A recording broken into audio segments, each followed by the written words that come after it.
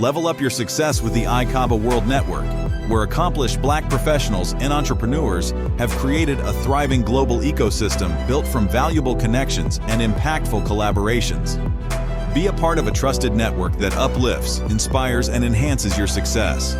Join like-minded and leading Black professionals to foster meaningful relationships, unlock opportunities, and access the resources you need to thrive in your career, business, and life. Go to ICABAWorldNetwork.com and join today.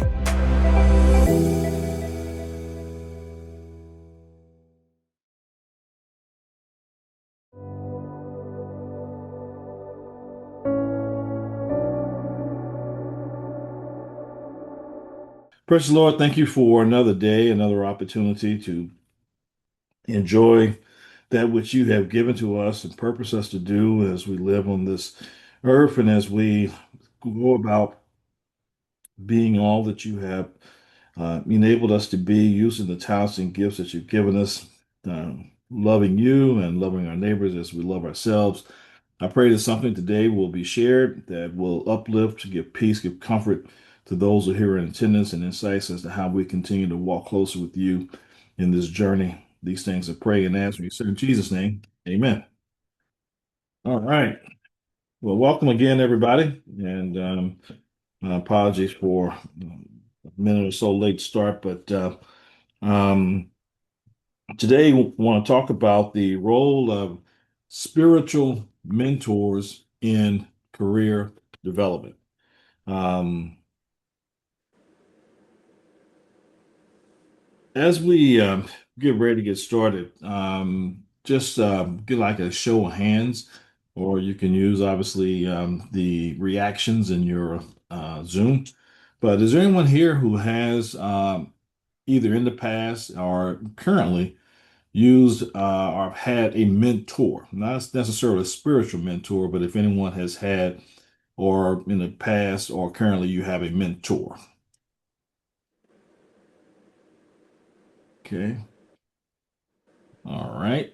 Um, mentors. Anybody here familiar with Dr. John Maxwell, one of the world's leading leadership gurus? Well, if you're familiar with John Maxwell, then you know that he is a huge advocate for mentorship and the importance of being able to tap into the knowledge and the experience of someone who has already gone where you're trying to go and accomplish what you're trying to accomplish. And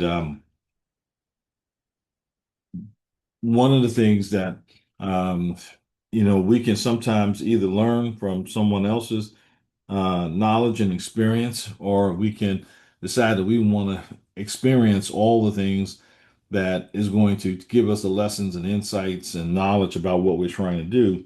According to John Maxwell, you can, if you will, expedite that process significantly as it relates to mentors.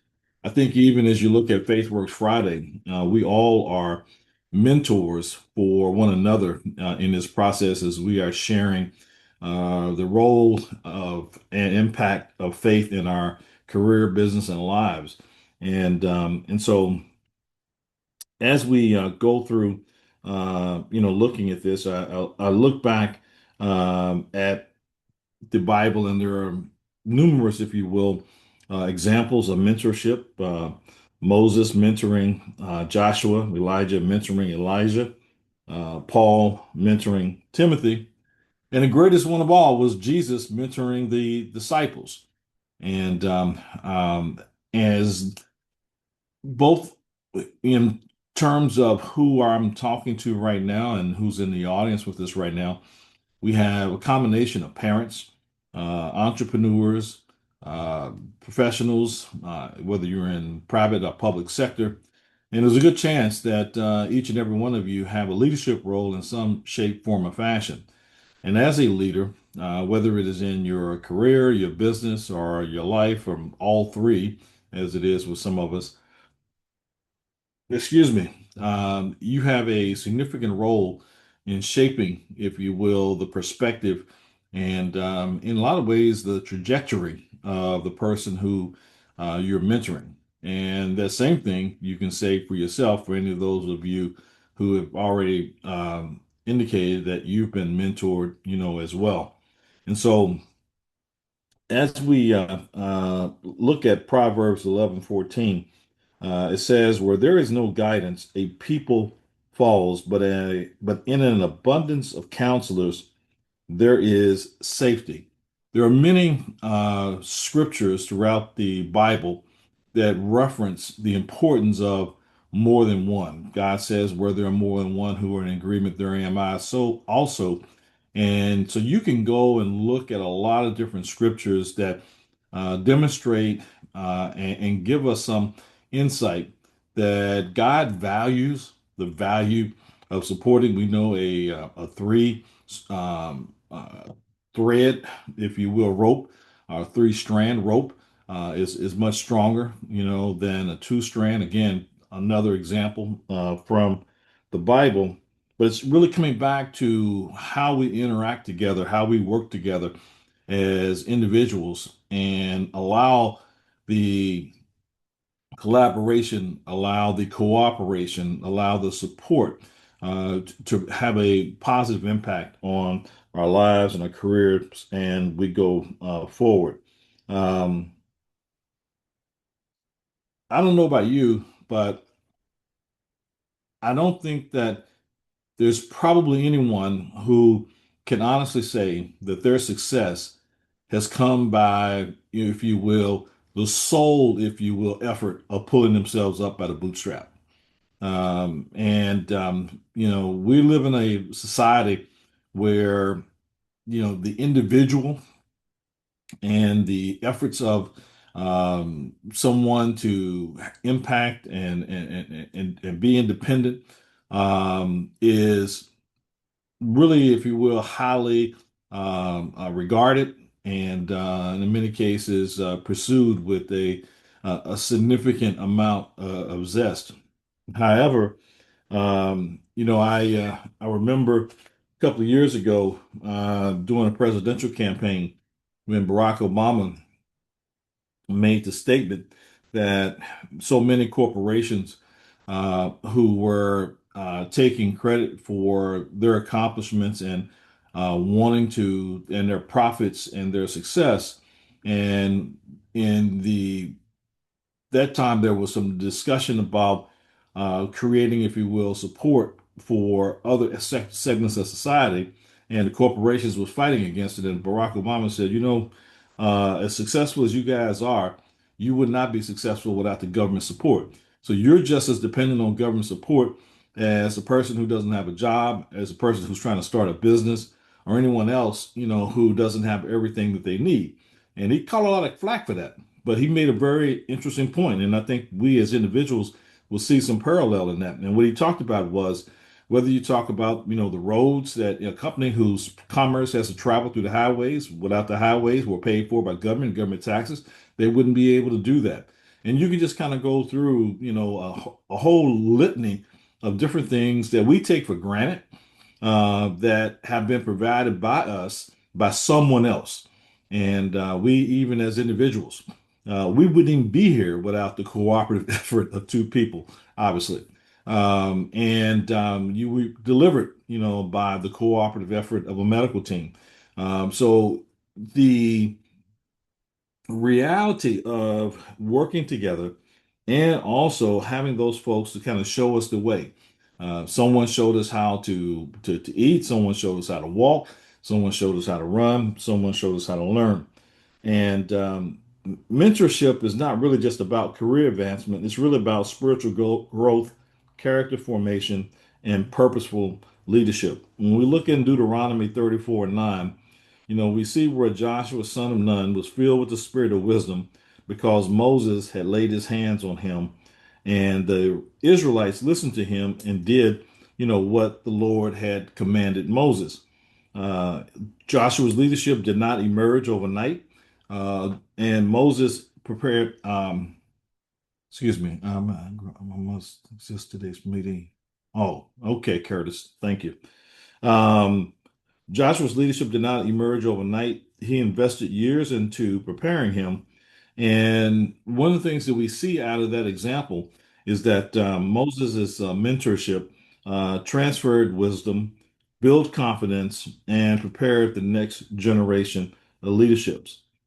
As we look at how the role of faith works in terms of our career, business, and life, we see here the example in the Bible of how it's important for us as seasoned professionals, those of us who are in leadership roles in our companies, to always prepare the next generation. And we have to look at, the question. And the question that we want to look at today is kind of a twofold question. Who was invested in your professional journey, and what was the, if you will, impact of that? And the second part of that question is, what are we doing to invest in the journey of others coming behind us, paying it forward, as we like to call it, so that the next generation will be also not only successful, but hopefully more successful than us, which is usually the goal of society, that the generation coming behind is going to be more successful than the one that preceded it. So I'm asking and putting out on the table the question for asking someone to share one of your experiences that you've had with a mentor who invested in you and how that impacted, your life, your career, or your business.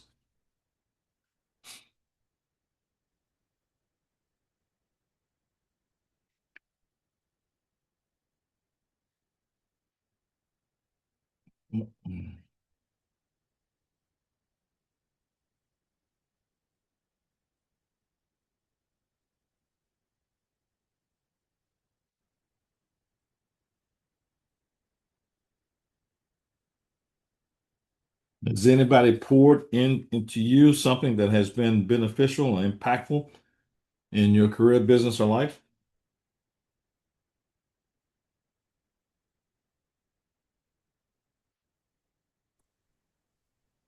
Good morning. Good morning, everyone. Morning, Morning, Joe. Joe. Yeah, happy Friday. Yeah, I can definitely attest to that. I can even I guess I can go as far as back. Well, I mean, definitely as a child, but I'll start with the military. I had great mentors in the military, and some like you would believe us, some like you wouldn't. I wouldn't even be in the. I'm in the financial services space. I'm in Miami. Should I introduce myself there for those that don't know me? And I got into real estate because of a mentor in the Air Force down here in Miami. This was back when you could buy properties for 30 and 60,000. Yeah, that existed down here.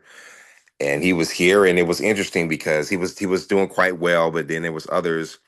He was trying to share, but others were just kind of jealous. But no, I took the sponge route. I sat down with him and listened and looked at what he was doing. And because of him, I mean, I'm into syndications. I mean, I've really gotten into some major things. But it started back buying a few condos back in the day. So and then of course going from there, he was trying to go into financial services, but he was it was like on the side for him. But I really gravitated toward that, and it took me some years to get into that full time. But guy had a great mentor that was actually looking to recruit those, and I started part time, and now I'm full time. So I'll yield for this time's sake. But yeah, I definitely had. It's even more to that, but for sure, my path wouldn't have started without a mentor. Thank you. Well, what was maybe a single thing that you can look back on, Joe, that you benefited from that mentorship? Something that was you can point to that was, say, tangible, not necessarily that you could hold, but obviously something that it either emboldened you to do or gave you an opportunity to do or something. Public speaking. With my so now going to while I mean in financial services, I started off doing a lot of seminars. And it was yeah, and it was interesting. So I had a white mentor who was recruiting, got into the space, and he had a focus on churches. Had a focus on churches, and I actually took 6 months off. I was working at FP&L at the time. I was able to do that. A lot of reasons. That's because of the military too. I was in the reserves at the time. Took 6 months off from there and just kind of toured with him as he did churches, and he did primarily white churches. So just watching what he was doing, watching how he was doing it, and then he did, and and some of y'all, anybody in Florida knows who, and now here as soon as I say this, I can't remember.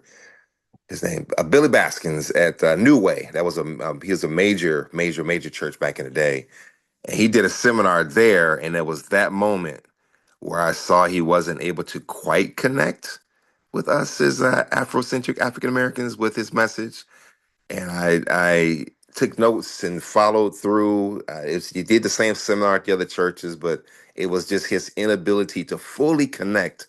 And I'll never forget this. At the end of the seminar, he said, "Man, I saw you back there grabbing notes, and you really got this." And that really took me over the top to give. I shortened this story to FBNL a 2 day notice.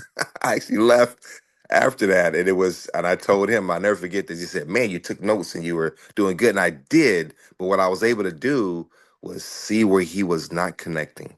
And I had pages of notes on the way I would have transitioned, what I would have done, and then, of course, so it started from there and doing the public speaking, and here I am today. So yes. All right, thank you, Joe. I really appreciate you sharing that with us. Anyone else can share a mentoring experience that you've had?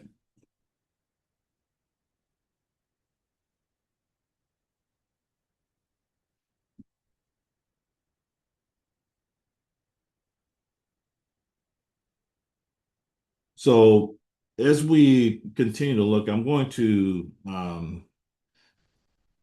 share one of my mentors and one of the experiences, and he always had something to say to me about different things that I was going through in my life. And one of the favorite insights and uh, I guess phrases that he would use with me all the time. And he says, Hutch, stay on your knees so that you can always stand tall on your feet. And this too will always, this too shall pass. Um, it's amazing sometimes the things that people say to you, how whether it's been 10, 20, 30, 40 years ago, still resonate and are still present in your mind. And as life has gone on, for me, and that comment was made to me probably I was in my late 20s, early 30s. Um, it has had grown in terms of its significance and understanding as we go along this journey of life, how little we need to be and how big God needs to be in our lives. I think when we're younger, we feel that that all things are possible. Uh, you eventually will be able to do all things, and you have expectation, hopes, aspirations, in some cases, maybe confidence and maybe even arrogance that you can do on your own that which you feel like you have all of the smarts and ambition and drive, to accomplish. And as we go through life, sometimes we get affirmation that yes, you're smart. Yes, you have drive. Yes, you have aspiration. Um, but somehow, as we go through life, we realize that that's never going to be enough, and that we need, if we will, something, somebody, in order to help guide us, in order to help us see not what we can see, but more importantly, what we cannot see. And one of the things that I have found for me is being the benefit of mentorship. And also, what I found for me is being a fallacy of my own, if you will, confidence and my own intellect and my own knowledge is that more than probably, or I would say a little bit differently, almost every challenge, obstacle, failure I've had in my life, I can look back and think that it probably could be summed up in I didn't see that coming. And so when we get comfortable in our own, if you will, knowledge and our own experience as a guide for where we're going, what we want to do, and what we want to accomplish, Um, and we don't have anyone else. We don't have God. We don't have the wisdom that comes by way of the Bible, particularly looking in Proverbs as an example. We will find that we're going to run into issues and problems along the way because we can't see around corners, we can't see through walls, and we definitely can't predict the future. And I don't know about you, but the statement I made earlier that things that have tripped me up, created challenges, problems, and obstacles almost inevitably have always been those things that I did not anticipate and I didn't foresee that would be an issue or an element or part of anything that I was trying to accomplish. Um, I'm curious, is that an experience unique to me? Am I a unicorn? Or have the rest of you had experiences where you had those challenges? And when you look at the common denominator of them, would you maybe find that one of the factors in that has been not being able to anticipate and project what was coming? And those are the opportunities where the experience of a mentor who's already been there, done that, if you will, and gotten the certificate, we sometimes say, can really become very valuable. Anyone had those kinds of experiences where you run into an issue, you ran into a problem, and it was really a result of something that no matter what you knew, and what you knew was legit, you had a good understanding of what it is that you were knowledgeable of, but something happened that you didn't see, you didn't anticipate, that was unexpected. Anyone else have that experience?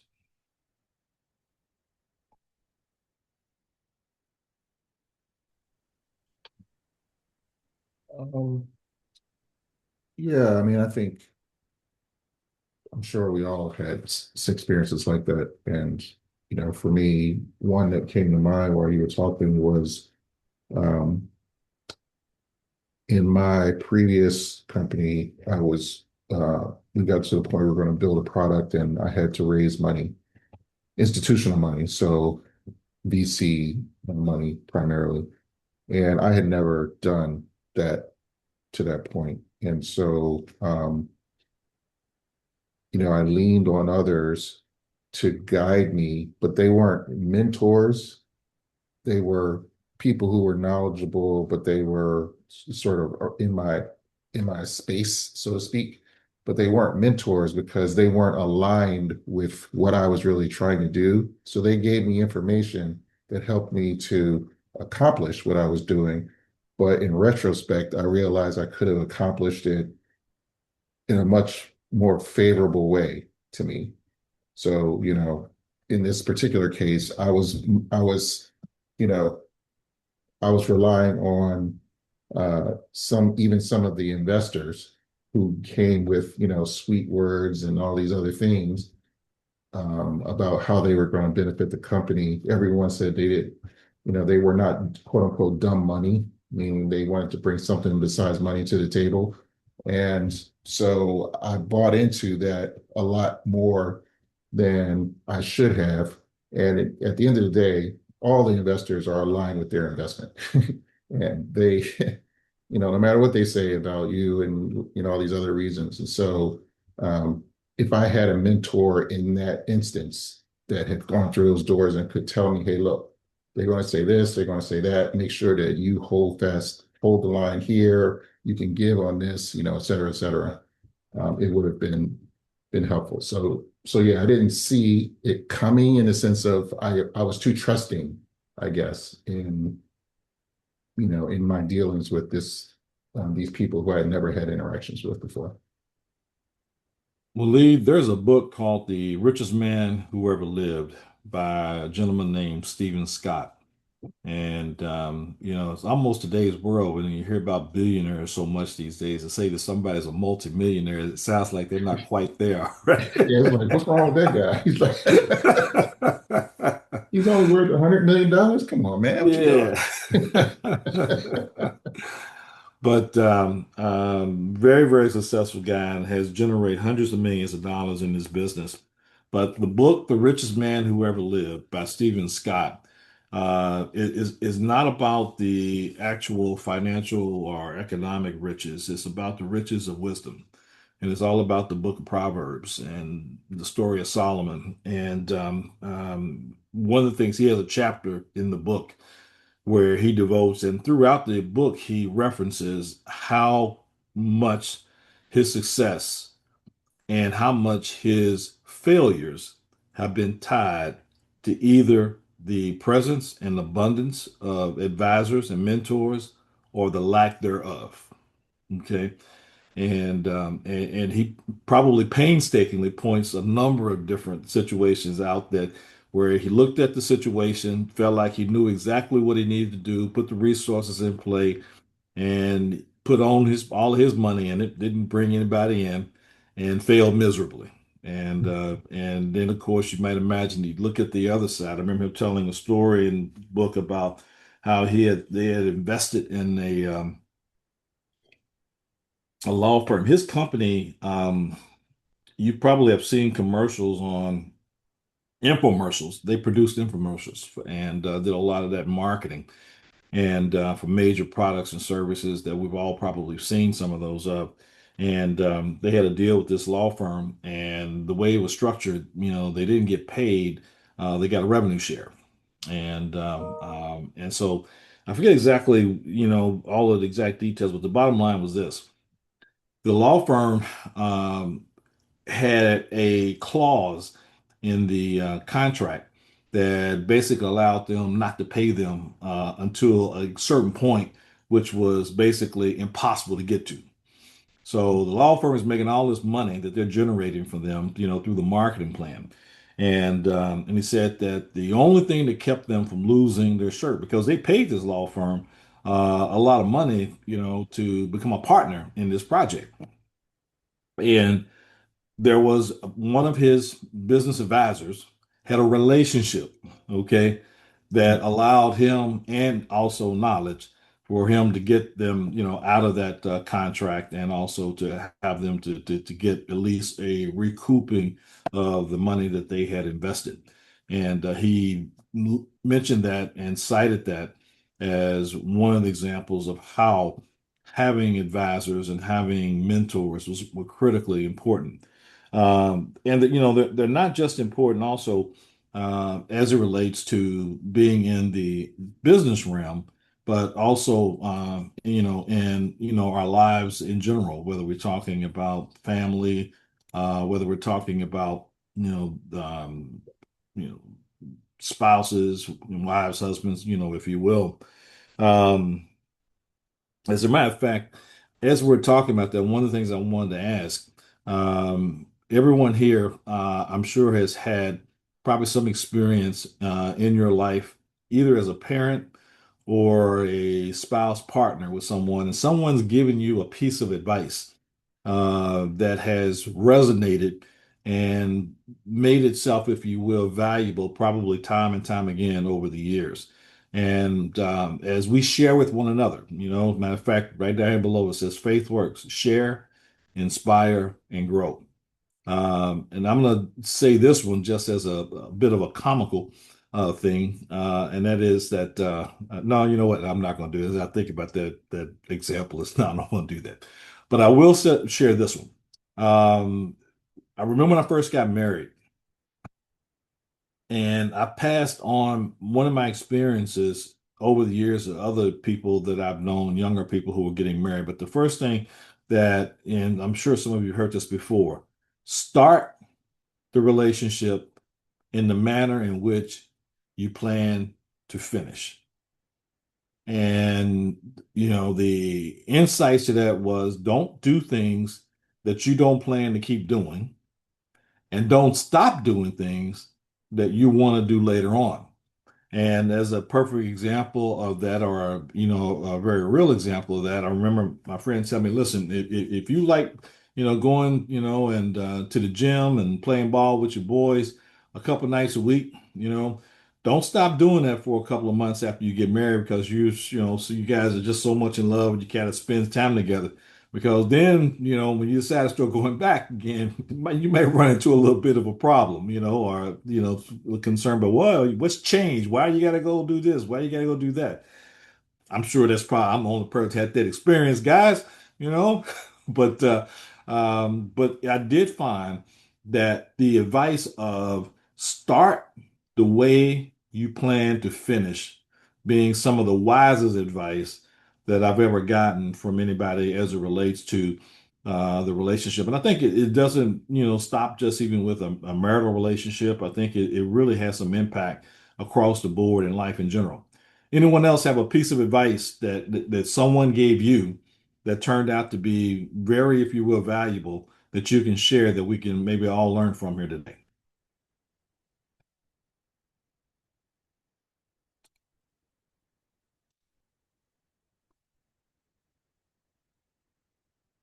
Come on, guys. I know somebody has told somebody something. Come on, Nasir. I see the computer light blinking in your brain there, bro.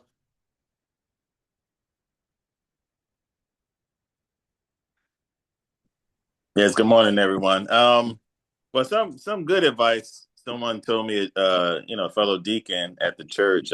He said, "Keep God first in everything."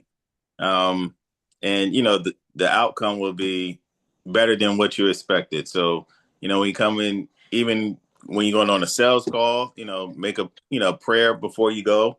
If going on a basketball court, or if you're going out for dinner, just keep God first instead of just trying to do everything on your own. I mean, that's one of the best advice I ever had, and always be um be consistent in what you do. Try to be consistent in everything that you do. Gotcha. Anything that you've passed on to anybody that you knew that your life experience had told you that, I'm going to share something with you that I know will be beneficial to you, and anything like that. You obviously you just mentioned one, but Yeah. what you do, but something that you've passed on. So we have a layman's movement, and we have in I guess a powwow in the next coming weeks. So we're putting together a Hmm. program that states what um, what if I have known this at the age of 20. So something that we're going to reflect on. So one of the things I'm going to say is that if you're not married, she's not your wife. Um, the only thing I'm saying that is because when I went to like the military, I wanted to try to get back to a girl instead of focusing on my career. So it's just a lot of things that just I'm trying to work through with that program. But that's one of the topics I'm going to talk about to the young brothers. That if you have a career goal in mind and you have a young lady with you, you know, think about your career instead of her first, Okay. All or right. along one or the other. Okay. Anyone else can share with us as we're talking about things that we've learned over the years that have been piece of valuable advice that you either have used in your life and applied, or you've shared with others for them.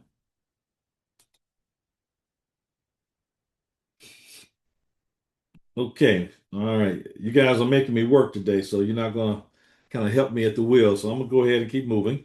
I want to talk a little bit about one of the illustrations in the Bible as it relates to Jethro and Moses. Okay. And just kind of a takeoff of what we've been, talking about here. And one of the things about a great mentor, they do two things that a good friend, a mentor does two things a good friend cannot. One, they see you clearly, okay, because we tend to be a little bit biased as we see ourselves, and they also tell the truth about what they see. And for all of us, it's really critically important to seek people who will do that, for you. It's nice to have cheerleaders, okay, and we all need some pick me up and attaboys and attagirls along the way. But I remember my dad saying to me that, son, the day that you stop being inwardly critical will be the day that you stop growing. And I think that I say to, my kids, the day that you run from, someone all right, Diane, thank you. The day that you, or not the day, but your ability to tap into and embrace folks who can really give you unfettered, unfiltered feedback. And obviously, you want someone who's trusted and that you feel like has your best interest at heart and really has something to say. But in this case, in Exodus chapter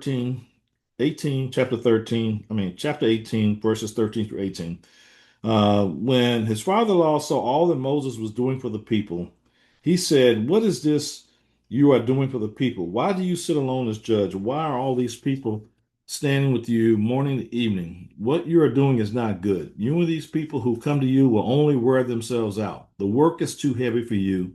You cannot handle it alone." Um, the insight we get here is that, Moses was leading, for that time, a very complex organization. I mean, just tons of people that were there being led by him, and he was brilliant, called by God, but he was burning out. He couldn't see the problem because he was inside it. And I suggest that probably there's been times in your life when you found yourself in the middle of something, and it wasn't until you kind of stepped away from it a bit or stepped back and looked at it, not from being inside fighting it, but being inside just trying to look and analyze what's going on. Sometimes you need other people. I mean, I would suggest that there's probably been a point in your life where someone has tapped you on the shoulder, somewhat symbolically, if you will, not necessarily literally, but when someone has tapped you on the shoulder and said, "Why are you doing that way?" Or someone has asked you, have you considered this or considered that? And the light bulb went off, and you were like, "Gosh, you're absolutely right," and you made a change that actually got you what you were trying to accomplish. Um, well, the same thing with Moses in this instance. It took Jethro, someone who was an outsider with no particular stake in what was going to happen, to name what everyone else could see, but would not say, which is another thing from the role of a mentor. A mentor is going to tell you what other people fail to. I mean, how many times you've been in a situation where you observed something that you knew could be done differently or better, that you didn't say anything? Maybe there was times that you did that and you did say something. How many times do you think that you may have done something and someone saw what was going on with you and they didn't say anything about it? So having someone committed to you and to your growth, your success can be really critical. And so Jethro, basically said, "Look, you can't do all this. You need to delegate." And I know there are many entrepreneurs on this particular call. And I can even remember a conversation I had with Lee and another guy, Ricardo, last year. Well, several conversations where almost everything, Hutch, who are you delegating to? Another friend of mine who's a business coach would ask me, "Hutch, who is going to lose sleep at night other than you as it relates to, ICABA and its success?" We've got to share the load because if we don't, the load would wear us down. And so Jethro's counsel, to Moses was that he needed to create uh, other folks who could handle the questions, the challenges, the needs, if you will, of the people that he was leading. And, once he set that up, then it allowed him to be able to, excuse me, have those folks deal with things that they could, and then only have to deal with the things that need to be elevated to him that they could not. And so, Jethro's counsel was not vague encouragement. It was specific, structural, and actionable. He identified a problem. There's too much going on for one man to handle. We've got to find other people that you can delegate that to. And so the root cause was Moses' failure to delegate, and he prescribed a concrete solution. And that solution was to allow other folks to become officials over the thousands, hundreds, fifties, and tens that were coming at Moses on a regular basis. So, what does this model teach us? Sometimes the most important thing a mentor says is the thing that you did not ask them to say. Um, and I know that I've been in that situation as a mentor on many occasions.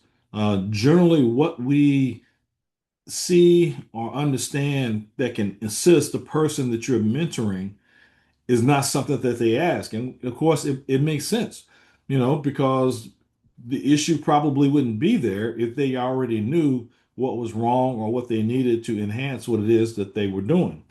Also, when we look at this, situation with Jethro and Moses, for us to be strong, sustainable, successful leaders, we have to delegate. We've got to be able to develop others.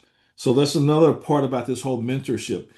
In order to be able to be strong, we have to make sure that we're bringing others along. I took a philosophy when I was early on in my business career, and that was that many times we spend time training our employees on the job and the skills and the knowledge that they need to know in order to do a specific task.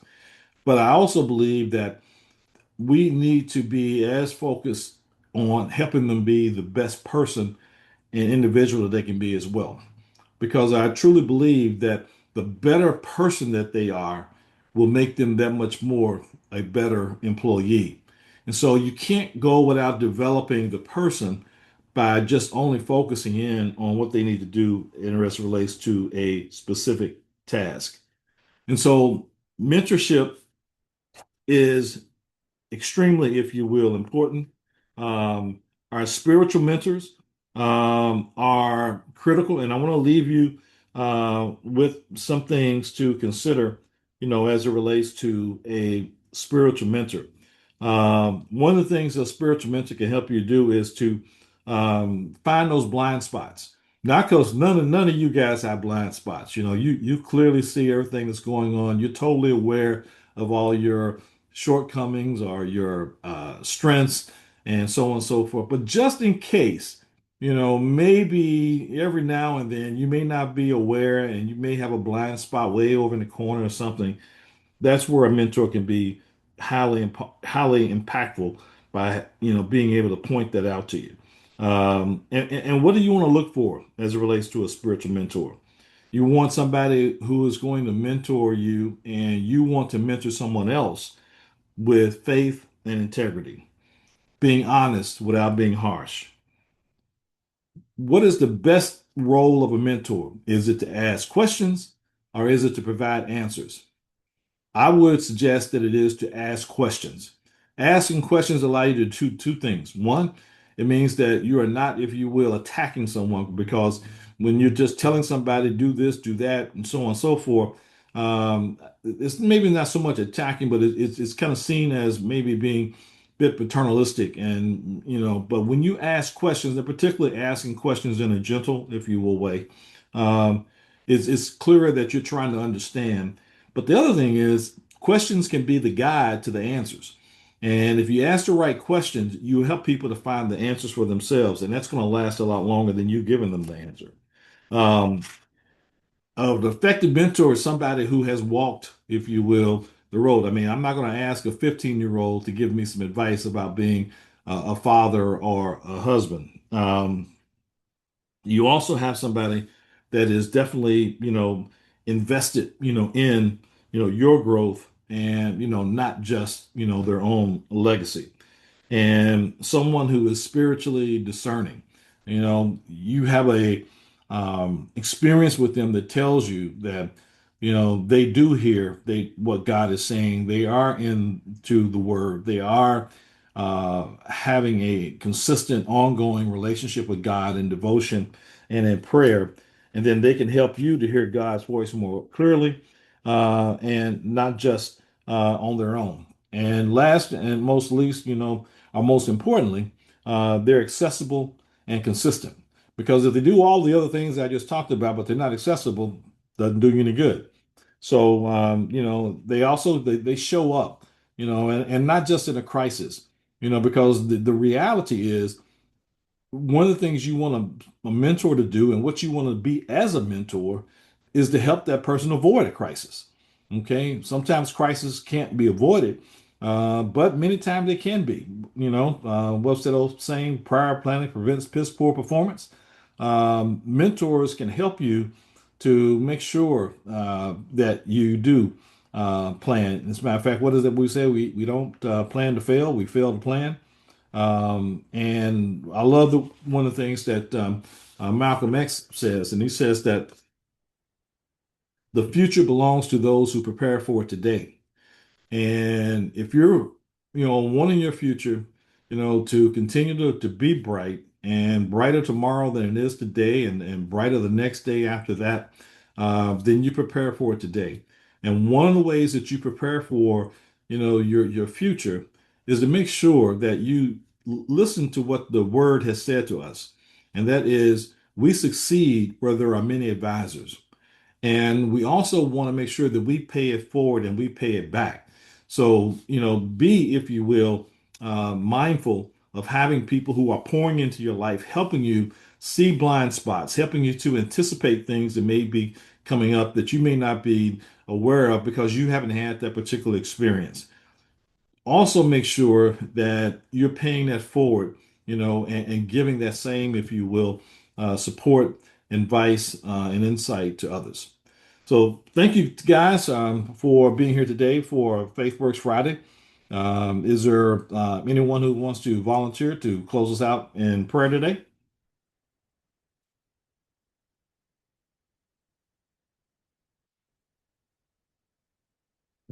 All right, man. You guys are leaning on me real heavy today. I'm gonna put the invoice in the mail today. I'll volunteer, sir. Okay, now, sir. Thank you, brother. Father God, thank you once again for this faith fellowship. Thank you for FaithWorks Friday. Thank you for all the participants and our leader, Brother Jerome Hutchison Jr.